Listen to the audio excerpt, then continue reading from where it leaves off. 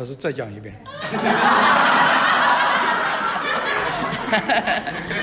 模仿老师再讲一遍。你的话的水准可以跟赵无平比，赵无极评比。谢谢。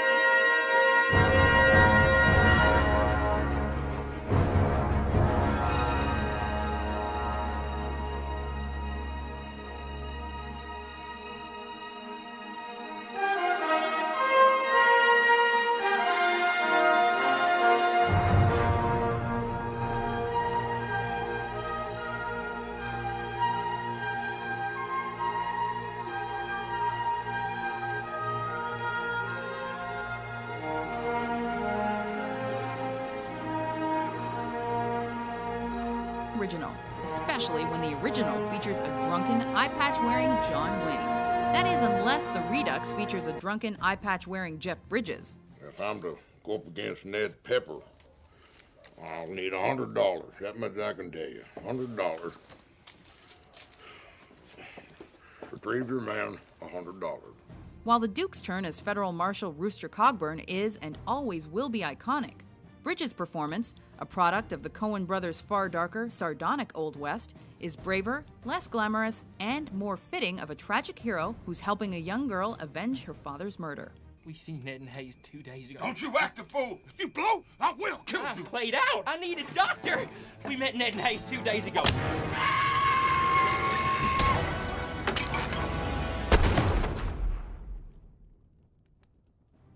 Number 9. The Outlaw Josie Wales. Josie Wales. They say he's coming into Texas. Won't come through here, though. Killed 50, 60 men. Rule of thumb. If you ever find yourself in a Western with Clint Eastwood, try not to kill his whole family, or his whole posse, or his sidekick. Because if you do, bad things will happen to you. Very bad things. Why, you're gonna pull those pistols and whistle Dixie.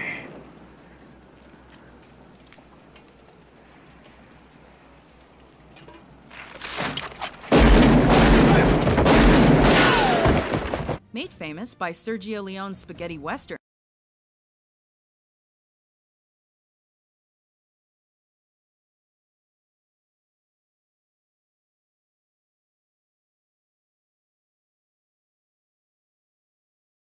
westerns.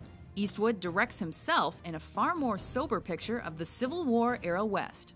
Don't worry though, he still shoots lots and lots and lots of guys on his quest for vengeance.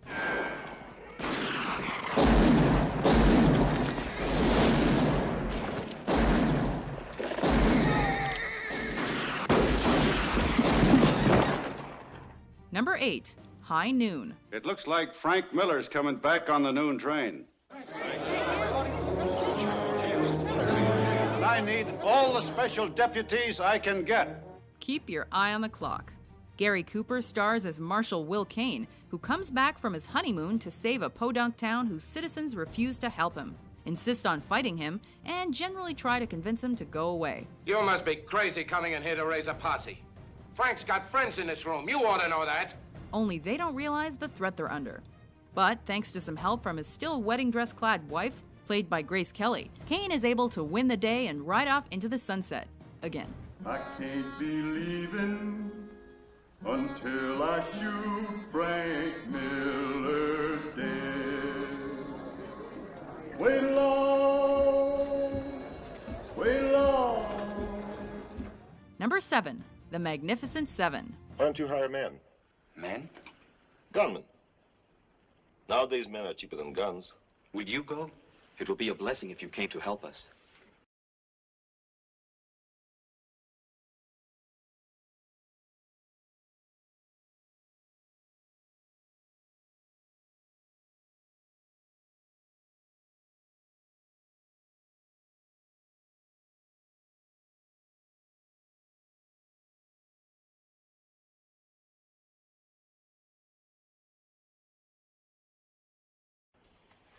Sorry, I'm not in the blessing business.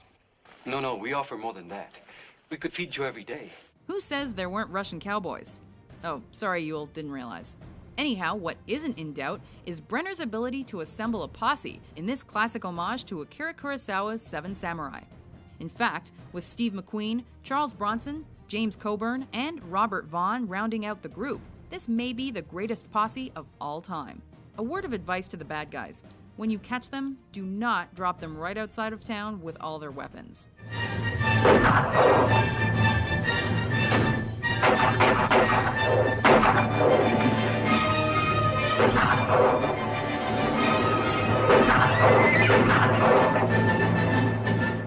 Number 6, The Wild Bunch.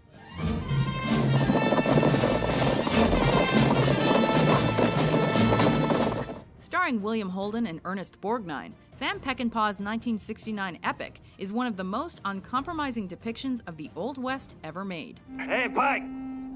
Take a look at this. Think you can handle that?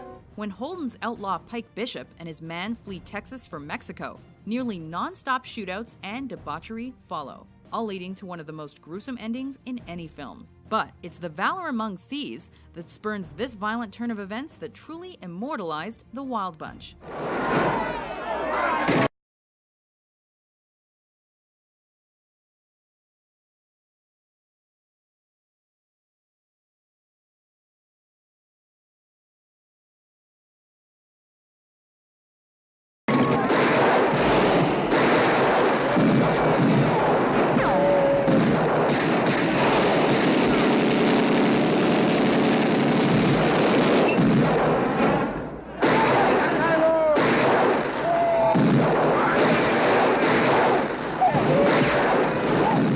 Number 5, Butch Cassidy and the Sundance Kid. I didn't know you were the Sundance Kid when I said you were cheating. By drawing you, you'll kill me. There's that possibility. No, you'd be killing yourself. Forget that this is probably also your grandmother's favorite movie. Paul Newman and Robert Redford are electric together in their first on-screen team-up. Can I move? Move? What the hell you mean move?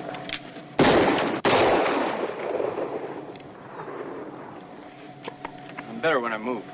Yeah. This one's got everything. Gunfighting, fist fighting, knife fighting, perhaps the most famous bicycling montage in film history, and definitely one of the most poignant and haunting endings of all time. For a moment there, I thought we were in trouble.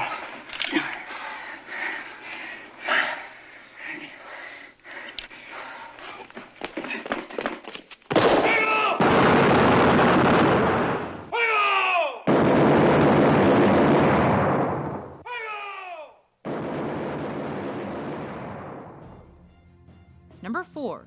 Once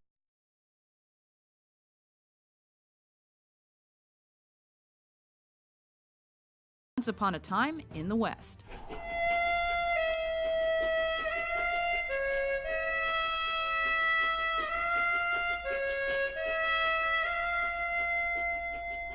You were expecting someone else? In Westerns, it's sometimes hard to figure out who's actually the good guy. But after Henry Fonda's character kills a child in his first scene, the smart money isn't on him. What are we gonna do with this one, Frank?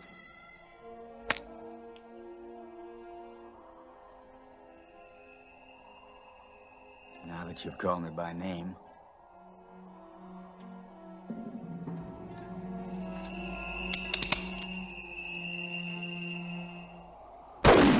Sergio Leone's 1968 follow-up to his groundbreaking Dollars trilogy and his first of the Once Upon a Time trio. This epic proved that Leone could still make great films sans Eastwood, and that playing the harmonica could be totally badass, especially if you're Charles Bronson. Do you only know how to play, or do you know how to shoot? You know how to blow music from that? Number 3, Unforgiven. How about it, Will? How about what? How about being my partner? I'm heading up north in through Niobrara up to Wyoming. Gonna kill a couple of no-good cowboys. This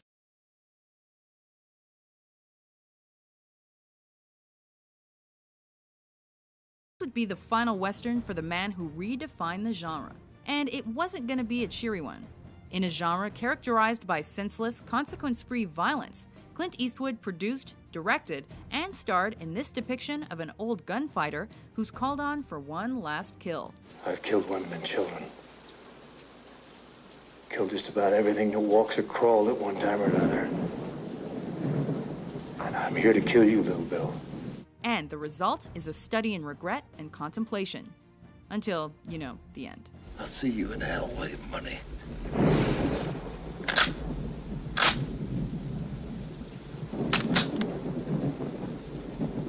Yeah.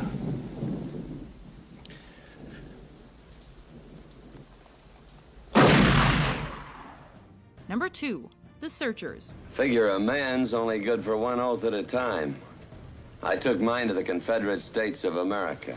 Despite his undying allegiance to the Confederacy, his overt racism, and his momentary urge to shoot the very girl he's come to rescue, this is perhaps John Wayne's greatest performance. Go!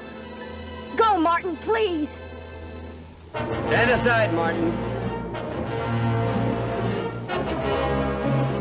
No, you don't, Ethan. Ethan, no, you don't! Stand aside. While elements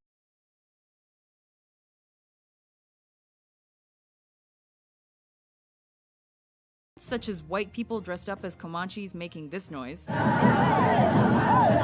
might make it feel dated, it still stands as the pinnacle of Wayne and legendary director John Ford's collaborations. Let's go home, Debbie.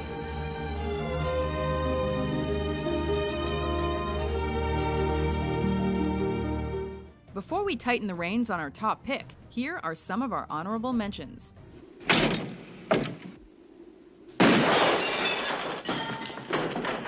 She pretty? Oh, Matt, do you remember that little filly I used to own? That's what I figured. Come on. I've heard that you're a low-down Yankee liar. Prove it.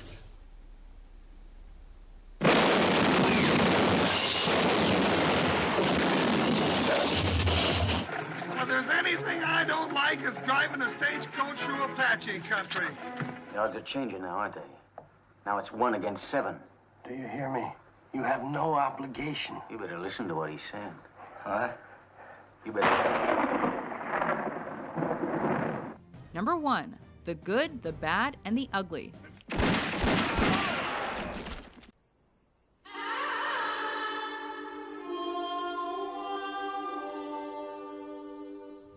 Possibly the coolest movie ever made, Clint Eastwood's final turn as the man with no name in Sergio Leone's epic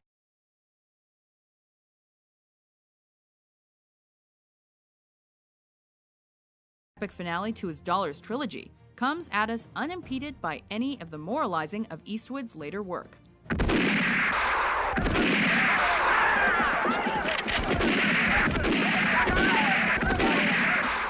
Leone's masterpiece seamlessly integrates a sprawling Civil War sequence into the plot, causing the violent acts of a few outlaws to pale in comparison. When our three anti-heroes finally meet, the result is the greatest showdown ever put to film.